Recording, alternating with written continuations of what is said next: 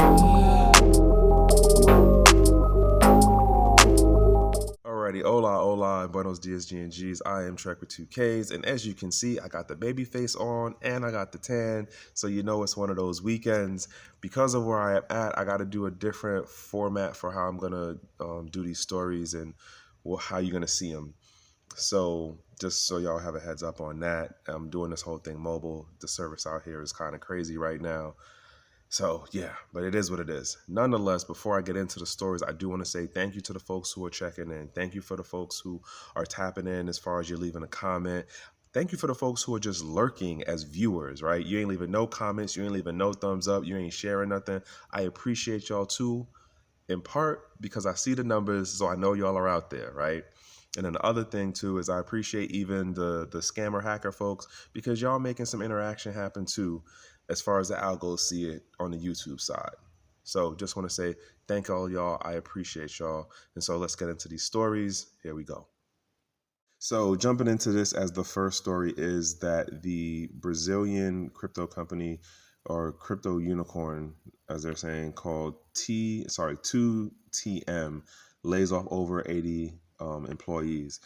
Now, this company is a holding company that's in Latin America. They're basically like, hey, so the markets and this crypto winter thing is going to happen, but the bigger picture of the economy and the global market, we need to figure out how to cut down on our costs now so we won't get wrecked during the crypto winter. Okay, fine.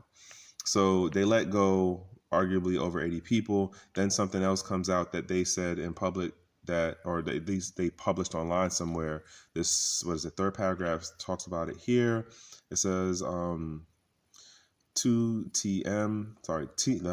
2TM, who thought of this name, said in a statement, that's the last part, it did not mention an exact number of layoffs, although it did publish a list of 86 profiles of fired employees along with their contacts. I don't get what the point of that was, because this doesn't really give context of, did they do it on LinkedIn because they were trying to help people find other positions in other places? It doesn't necessarily make sense with just saying it this way, because it almost would seem like you were doxing your employees, but arguably you kind of already was doxed. But in the crypto context, I don't get what this was for, but nonetheless, the bottom line is this company as a holding company. I'm gonna get into this other part. Basically, they're downsizing now to deal with the crypto winter, the bigger picture of the global economic recession happening right now. And I'm arguing that they are positioning themselves because they're a holding company, so they can go out and acquire other businesses.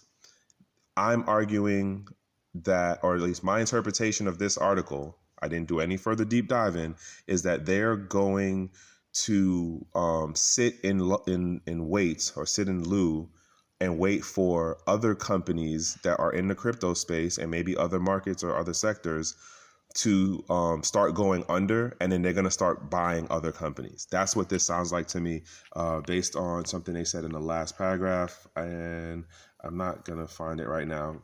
Anywho, the point being is you can also read through this article yourself. You see the link in the headline up top. That's what I think is going on here. Aside from them looking to survive the crypto winter, they're positioning themselves to do acquisition of other companies in the space.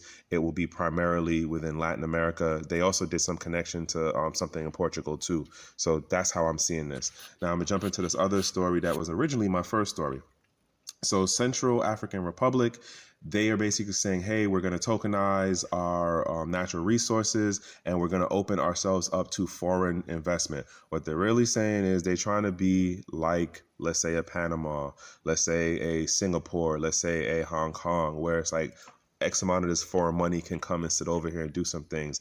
They have a project, step back one. CAR, which so that's such a funny acronym, but it's CAR, Central African Republic, is looking to do a special blockchain crypto hub of innovation, and it's called the Sango Project Sango. they are alleging that the World Bank has funded them, even though publicly the World Bank is like, hey, we don't really think y'all should do this blockchain or this crypto thing. We definitely don't think y'all should make Bitcoin legal tender. IMF is also saying the same thing. And so the president of CAR is publicly, basically, your man is doing what the president or the tech innovator VP do for Ukraine did, where he's going on Twitter and he's just like, yo, here's what's going down, here's how I'm moving, and y'all can't stop me. Like, that's bottom line of what it is right now. Now, hopefully this does play out in the more positive, better direction in regards to the company being able to monetize. I'm sorry, not the company, the country being able to monetize on its own natural resources, and that then is able to help people who are local natives to the country, right? Like, it's cool to be a foreign investor on stuff, but then you get into this whole issue of like, well, what about the locals, right? That tends to be the thing. Well, what about the locals? And so hopefully this does work out the way that he's looking for it to work out. But I am kind of lost on, well, I get that you want Bitcoin as the legal tender, but the way that the tokenizing thing talks, it doesn't seem like there's a clear idea of what blockchain they're going to go with to do that, because it doesn't seem like they're looking to do it on the Bitcoin protocol. So I'm not 100% certain. Again, you can do more digging into this. You see what website I'm on that you can go through on your own leisure, right? So jumping into this third story, Steppen. So what was it, last week or the week before, they ended up doing something where they were geo-locking out users of the app who are in China. And so now they did another upgrade, basically, where they are trying to deal with, the cheaters, the hackers, the folks who figure out how to get a little bit extra out of the app, right? And so they came up with this anti-cheat mechanism, which is basically you did an upgrade on your algo that was supposed to counter what people were doing to spoof geolocation. So basically, they're trying to really cut out the Chinese end users, as well as the other people who figured out other ways to spoof their count using bots, as well as their location. And the issue basically is that this new update started just saying, oh, well, this person's here in, like, let's say New York or California, they're a bot. And just started blocking accounts, and people weren't getting their rewards. Not really much to say on this story other than, this is how it works. Like, you write software to do one thing, someone writes software to do the opposite of what you were trying to do. So it's a cat and mouse game, right? This is all based on software, so it is a cat and mouse game.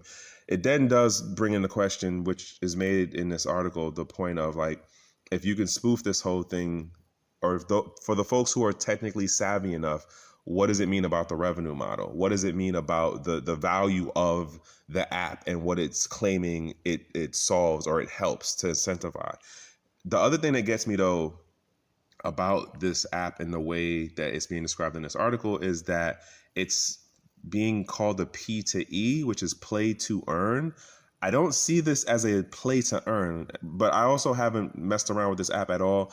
I understand it to be that if you do any walking, running, or jogging, you get rewarded for your number of steps.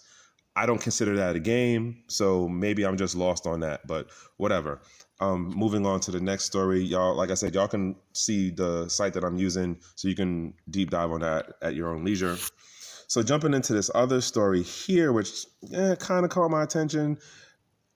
And then I kind of read into it and I was like, I get why folks would be kind of excited about this because, hey, somebody from Bloomberg, it's one of their head analysis folks, and his name is Mike, what was it? It was Mike McGlone. He's basically like, hey, Bitcoin is going to be 100,000 by 2025, right? And right now, like, that's the mental number everyone wants to see because it's been mentioned so much in the space. That's the number everyone's like, yo, 100,000, when it makes it there, like, we know, like, it's Bitcoin made it. Listen, no one said how long Bitcoin has to sit at 100,000. If it makes 100,000 for 3 seconds, it's going to be all over the page. Like, it's going to be everywhere. And then some people are going to think they're rich only to then realize, oh, wow, it was 100,000 for, let's say, 5 minutes. You weren't next to your phone, or you didn't have access to your centralized exchange. And guess what? If you did, they probably halted all of your transactions to be able to sell, aka dump whatever you had as Bitcoin so you could cash out and take your gains. Like, that's how I see it in my head as a possibility. But nonetheless, this dude, what got me was he's a commodities guy. Like, he's a traditional commodities guy who arguably, it's not that if you're looking at it from a TA standpoint, he's like way off, because in the article, they do bring up some of the points of how he reasoned out why it would be what it is. I just don't agree with it. And this isn't financial advice, but this is more of, here's been my observation and experience in the space.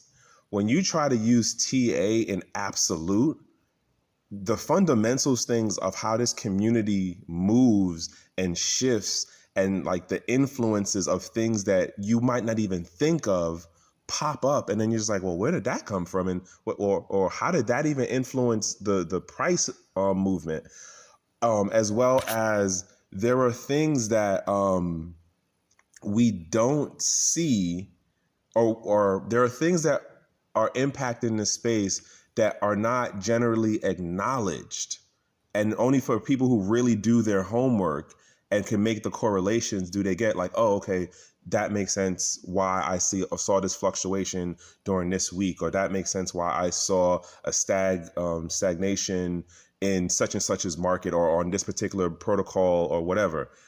But not everybody's doing the homework like that. And so at first glance, this sounds like, oh, wow, this is a great thing, and he knows what he's talking about because he comes from traditional finance.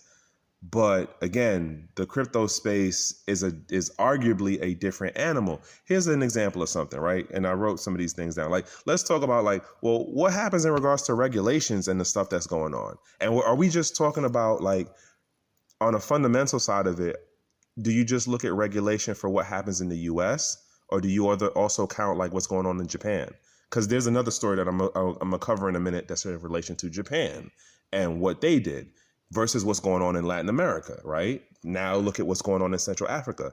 That's 2 countries, notable, not sizable, but notable countries that have now looked to say, hey, we're going to make Bitcoin a legal tender, while you also have other countries that are going in the opposite direction of bringing Bitcoin anywhere near legal tender status, right? So how do those things impact? Not to mention when you're looking at the taxing situation of what's going on, like, and so this is kind of why I'm not 100% sold on what he's talking about. Let alone look at like Craig Wright and Reggie Middleton's situation for their cases of how they're arguing copyright and on IP infringement in relation to Bitcoin. Craig Wright's arguing about the white paper. Reggie Middleton's arguing about how the protocols function for a transfer of value based on collateral. What happens if in both of these cases, right, let's say before 2025, they go through, they win their positions, and then all of a sudden the community is like, well, we're not going to do that Bitcoin anymore. So no one at all messes with Craig Wright's version of Bitcoin. And then we leave what we presently today know as Bitcoin. Where does the 100,000 K come from then? So these are the things that like I question and wonder when people from traditional finance look to make arguments and observations or projections about how this space moves, when they're only looking at TA or hard numbers, because there's a friggin' word that I can't remember right now, but it doesn't take into account the psychology and the real behavior of how this space moves. And especially like the segmentation and the nicheness of it, where you're talking about cities, countries, you're talking about regions, you're talking about different economic classes of people and how they're putting their energy and resources into these different protocols. Granted, we're focusing on Bitcoin right now, but this all plays into it, right? And I'm gonna stop beating the horse on it, but my point being is, I'm not saying over the bigger long run picture it won't move up in price point value.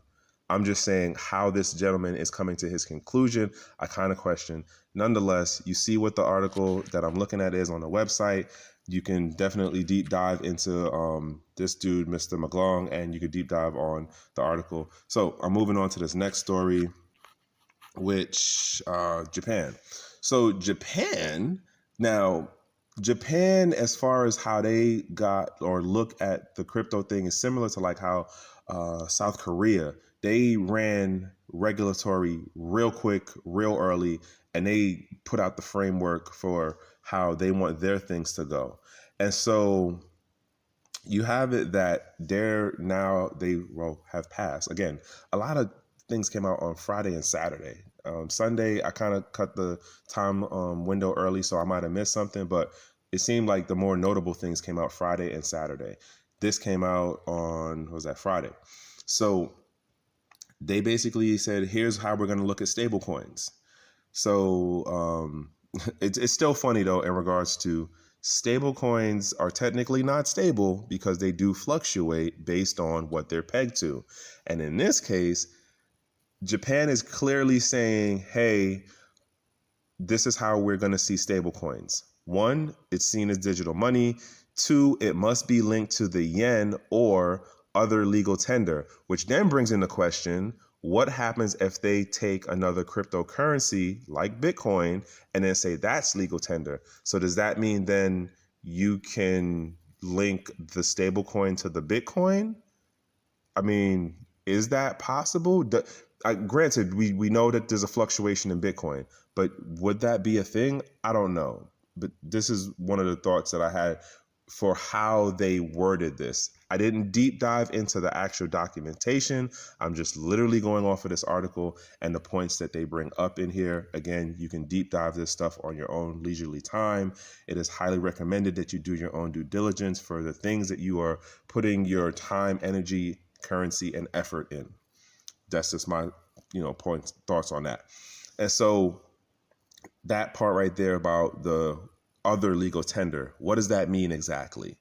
Next thing is that holders can redeem the stablecoin at face value, which again, if fiat fluctuates, granted, it's usually under 5 cents up or down, right?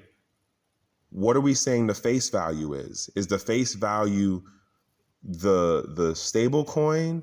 Because the stable coin is still moving off of the thing that is pegged to, which is the fiat, but that isn't stable. It fluctuates. How do you get that redeemed at face value? What are we saying the face value is? Is it by the time of by close of business, whatever the market closed at, but crypto's a 24-hour market. How do you deal with that?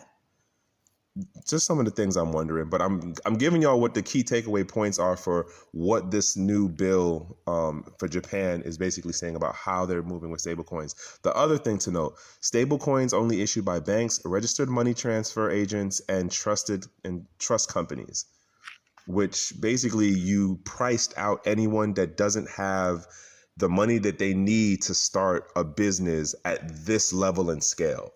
You're not being a mom and pops doing this. You're not. You can't be some wide-eyed, I want to be an entrepreneur, I'm going to bootstrap and try to get my first like 250,000 K to make my own stable coin. First off, it's going to cost you over 150 probably just to even get the coder to write you out the algo that you need if you're using an algo. So price point, like startup money wise right there, they have already started excluding out who can participate in this market. That's another thing that I'm just like, kind of not a fan of. I get it. It is what it is when you're talking about the regulated, centralized side of the space. Then looking at this other thing, it doesn't address algorithmic stable coins or algorithmic based stable coins that are currently in the market, aka DAI. and it doesn't address stablecoins that are linked to assets, like what physical asset things that they're back to. I couldn't think of anything off head. Sorry about that. So the other thing to note that currently Japan's centralized exchanges don't even list stablecoins anyway. So it will be interesting to see what this now then does to the trading hours in the Eastern region, because if you're heavy in the trading side, you know that like we have our uptime, and then when we're down, Asia's up. And you see what's going on in Asia, which means you usually got to either stay up dumb late or get up at the beyond the hour of crack of dawn. And for those of you who are not used to getting up early, it is definitely a whole community of folks who move on that Asian timeline when it comes to trading. So I'm also curious as to how to see this playing out now for the exchanges there and how they're going to list stuff. Also, thing to note is this doesn't come into play until what was it, next year or the end of it doesn't come into play like tomorrow is the point. This will be within either the end of this year or next year. So for those of you who are traders, I don't know, this might be a good thing for you. Not my cup of tea right now, so I really can't speak on it. I'm just letting y'all know Japan just made this move, and I think it could lead to a new iteration or type of stablecoin. I don't know if it would actually be able to even proliferate outside of the Japanese market, or would it like go beyond the Asian market and something that would cross over and be utilized in the African, the European, or the American markets. Again, this is being pushed through centralized exchanges, which also means that they can be like, oh, we're going to geo-lock certain countries out of this. Just saying. Just some things I'd be thinking about. And I'm going to leave that one on there. Jumping into this next story. I happened to see something of a thread on this one. And then I went through and was running through, Crypto Slate, and then saw more on the story stuff. So basically, Coinbase was going through some hiring. It was bringing people on board. So some people got brought on board. Some people were about to get brought in. And then they turned around and was like, sorry, we have to unhire you. So, yo, this is some woke speak shit to me. I'm gonna be honest with you. I'm gonna explain why. First off, the first thing that got me was, why did you continue to hire even when you didn't finish figuring out what you're forecasting POA, which is plan of action for your crypto winter? And I imagine that Coinbase's bean counters had to be figuring this shit out like probably 3 months, if not in some part of last year. Because at this point, we all knew, like, had conversations and projected like, all right, there's going to be a crypto winter this year. How bad is it going to be? If you're a business, depending on your business, what are you going to do to deal with it? In general, most businesses, when looking at anything that affects their sector in a negative way, will be like, well, we have to cut how many people we have on payroll, because we still have to be able to maintain some level of profitability to pay these bills off and like be able to, walk away with something to give the backers, especially in this financial sector, right? No company wants to just be like, oh, well, we broke even for 3 years. Granted, Tesla was doing the red for like how many years, but everyone still touted that as a major, great company of innovation. But whatever, not running down that rabbit hole. The point being is that I don't understand how they didn't finish their forecasting plan, and then they were still hiring, and then no one thought like, well, how about we pause the hiring now? The folks that we have on, we let them know ahead of time, because it sounds like they just dropped this on them relatively shortly. The funny thing of this too is more companies are going to bring this up about laying people off. If you have not been paying attention, there is more and more talk about layoffs coming down the pike, because there is a recession down the road. I argue there is a recession happening now, but companies and governments are not publicly acknowledging it as it is an active situation. This is more about prepping people for it down the road. But I would argue it is currently happening now. Now, in relation to Coinbase, there's a couple of things that I will bring up about this. One, the woke speak thing of we're unhiring people. We're not just saying that we're firing and laying off people. I don't know when we swapped out the word layoff and fire into unhire, but whatever. The other thing, I got to say, shout outs to Jason Chow for being professionally petty. And also, for trying to help out. I don't know. He might have been trying to ride the clout on that one, but he did a tweet. I'm going to show y'all this tweet that he did on here. Here it is. So he basically did a tweet that was if you recently got rugged by Coinbase, and I'm saying professionally petty because he found a new application for saying rugged. And so here it is. If a company hires you and then quote unhires you, you got rugged. So shout outs to Jason for the professional pettiness, and also shout outs to him for trying to help folks. I hope that, some folks did take him up on trying to respond to what he said in the tweet, and hopefully they land on their feet somewhere. The post that I seen on Twitter, dude kind of went in just in regards to how he planned out the whole transition of moving into the new job. And then he was like, yeah, now I'm just well, what do I do? I made this whole thing and I gave up going to PhD programs in order to do this thing. And hopefully that dude lands on his feet somewhere too. The other points that I want to make about this is I think that the 2TM company, Coinbase is positioning themselves for the bigger global recession and businesses that will be going under. And so businesses that either have technology that they're interested in or in a sector of the blockchain space that would be advantageous for them to acquire. I think that is a part of their recession POA. I can't confirm that, but based on the things that I understand about what happens during economic decline and how companies respond, that may be a course of action for them. I know based on the article that the company 2TM, that's part of what they plan to do, is they're looking to acquire other companies. Coinbase might be doing the same thing.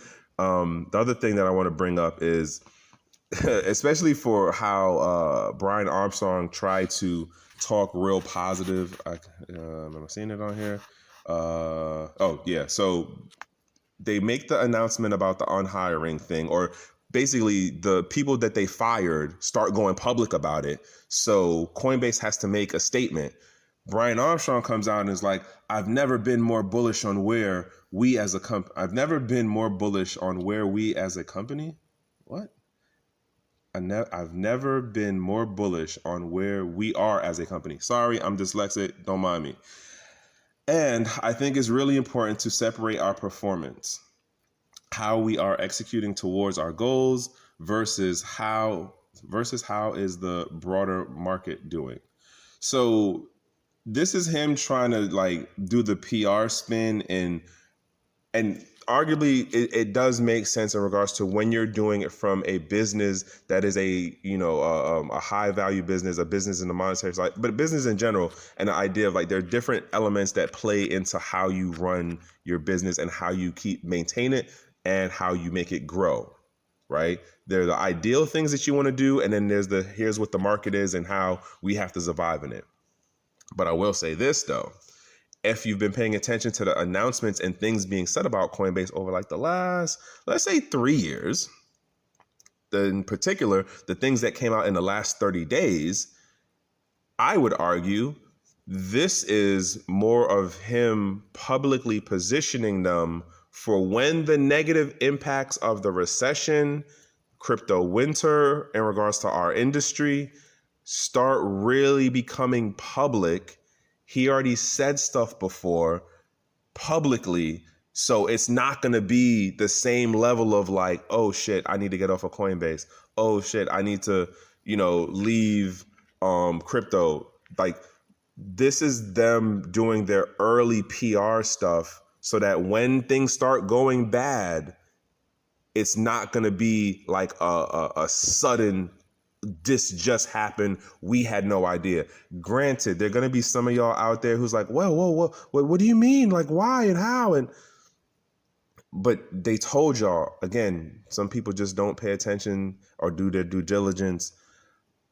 I understand it's a lot of information. It's a lot of stuff that happens in the space, but that's why, I do the Weekend Crypto. That's why King and Zay do the live stream Monday through Fridays. That's why we have a whole lineup of like basically crypto death row of people who cover the different aspects of this space, because there are so many things that are happening, whether you're talking about business development, whether you're talking about the technological development, whether you're talking about the hacks, whether you're talking about the new fangled, like, oh, this is the new wave pump thing to jump on. Like, we got somebody who covers everything and really works to give you the best context and understanding of what's going on. Granted, it does take a lot of time to pay attention to all of this stuff and understand it in the context that relates to what's going on in your life.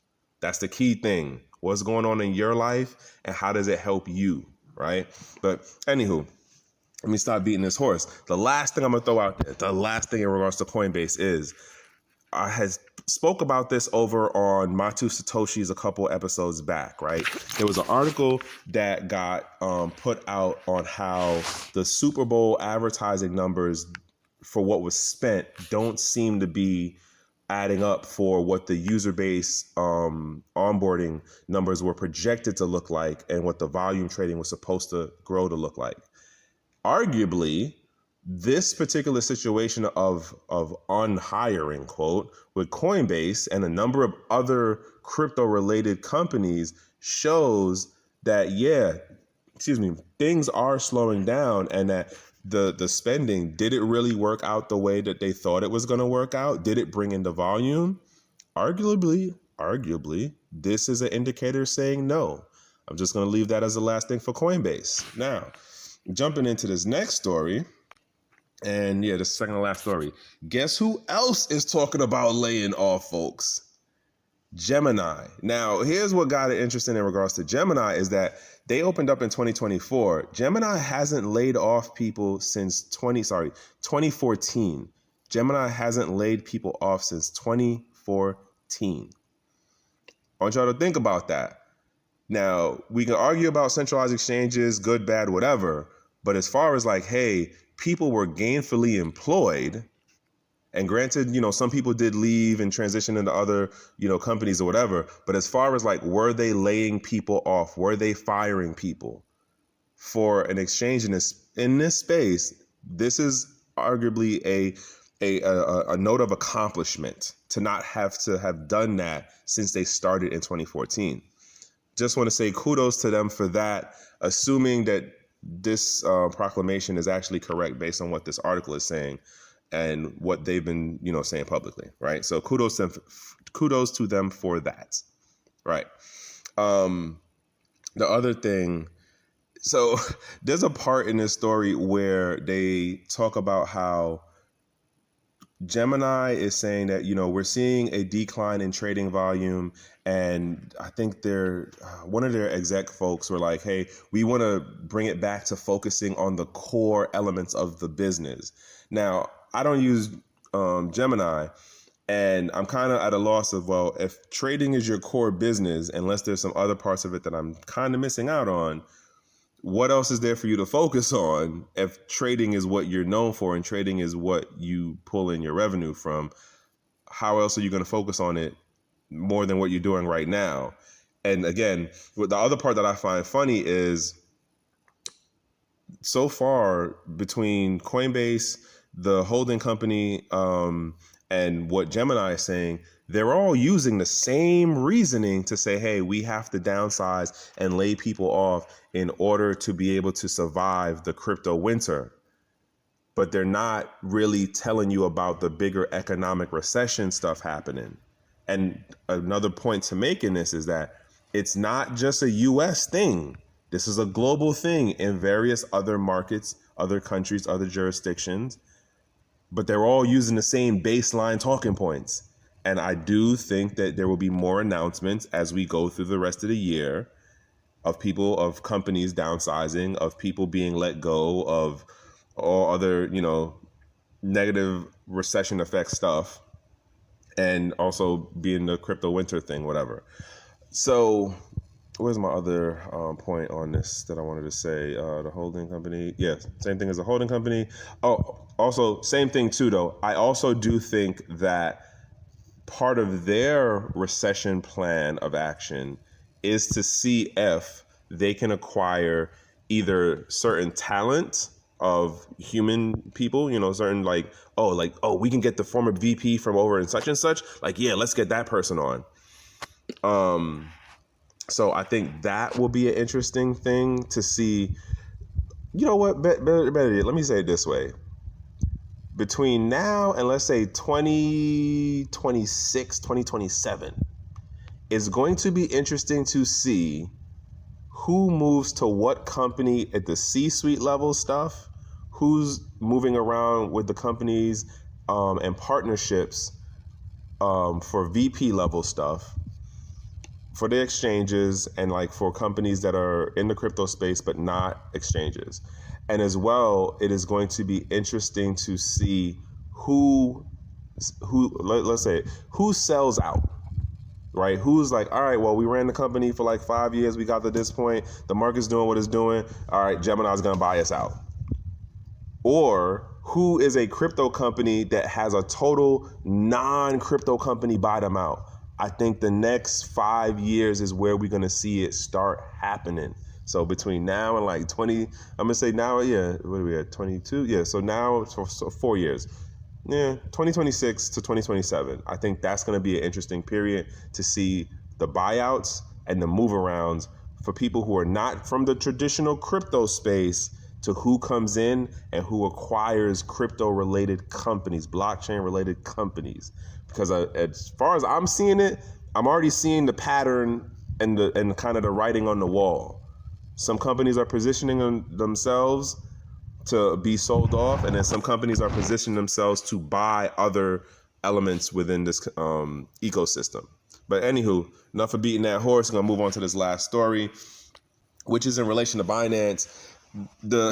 This one, again, when you start covering enough of the news stuff, you start seeing certain patterns, and it's like, I kind of recognize what that animal looks like. And one more thing adds on, and yep, that's definitely that animal.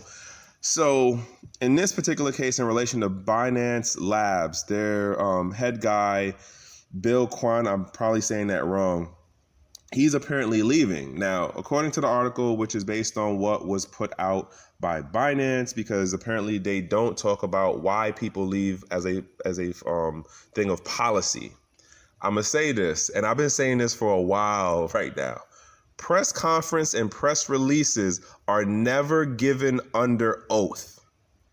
So people can say whatever the hell they want to, and you can't be like, well, you said this. I'm going to take you to court for saying this in the press conference. I'm going to take you to court for saying this in the press release. Like, businesses do it. Regulators do it all the damn time. Politicians do it all the time. If you ever watch any of the press conferences at the White House, they are hilarious. They do this shit all the time. They lie all day or give half truths. That's the other thing. You give half of the truth. My point within this thing, it wasn't much to this article, honestly. They basically just say, hey, he's leaving. It's a personal, related reasoning. And the way that they did it was after they did an announcement of raising $500 million, which they were looking to put into Web3 development. So arguably, as far as like what his career looks like on the outside, if you're not a part of the inner Binance Labs working group or people within that level of the industry, this just looks on the surface like, oh, wow, he's ending on a high note. He just got the company, $500 million to be invested in, blah, blah, blah. He can exit off and ride off into the sun on a high note. But here's where my question comes in. What was it? So Binance has been making a number of international moves for like Binance is looking to get into the country level advisement consulting business. And Kurdistan, I think it was Kurdistan, is one of the countries that they're dealing with right now, right? They just picked up what's the dude's name? I can't remember the guy's name, but he's from Canada. I met him like 2 years ago. He used to work for Grant, the major accounting firm. They're looking to expand into different jurisdictions. You have it that this gentleman here, who is like the head guy for their investment arm, is now making his exit. I'm not saying there's smoke. I have no idea if there's smoke. Arguably, they're pushing very aggressively on the international front in different countries. Binance is like all over Africa. Whether you're talking about helping with accelerators or, donating to local universities, helping new innovative businesses in like Nigeria and Ghana and like South Africa, Binance is all over Africa. They're moving around in Europe. They're moving around in East Asia. They're moving around in Asia and Latin America. But for this departure to happen is one thing. And I don't know, I'm not 100% certain on how to read it. With the things that have been coming out over the last couple of months for how much they've been expanding. And so the other thing that kind of makes me question the dude Bill leaving is because there's another lady who was the former executive director of Binance Labs named Nicole Zhang, who she left last month, right? And so I'm wondering now, like, well, did they accomplish in their roles, did they accomplish what they needed? And because of how Binance plans out stuff, they're looking at their crypto winter strategy or how to deal with surviving it. Bottom line is all of the companies are let's say the smarter companies have been figuring out how they're going to move through this crypto winter. Some companies might not be fully planned out. I'm arguing Binance has definitely been planned out with what they're looking to do. The question is, how favorable will the crypto winter, as well as the bigger, and I'm going to keep saying it, global recession situation, work out for them for what they came up with as counter moves? So that includes, like I said, hiring talent. So now I'm wondering who's the person who's going to come in after Bill, and how do they fit in helping Binance make it through this crypto winter as well as the bigger recession? And I'm gonna leave it on that because I ran kind of long, I believe. I'm gonna just say this to y'all. This is the last thing right here, and I'm gonna jump over to the closeouts. All right, y'all. All right, so there you have it.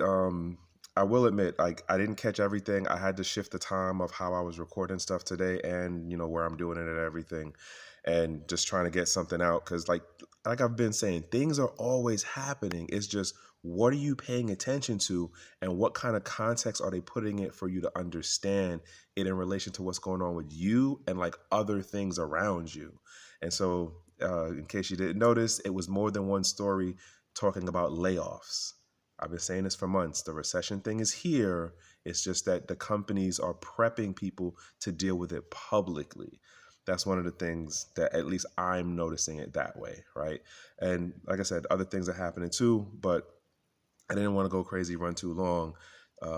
You saw what the websites were that I was on. You could definitely deep dive it on your own time. And other than that, I just want to say, like, Gentlemen of Crypto, you got to understand, like, we got somebody who can cover damn near every subject that you're interested in the space right now, whether you're talking about NFTs, metaverse stuff, if you're just talking about looking to swap, do the flips.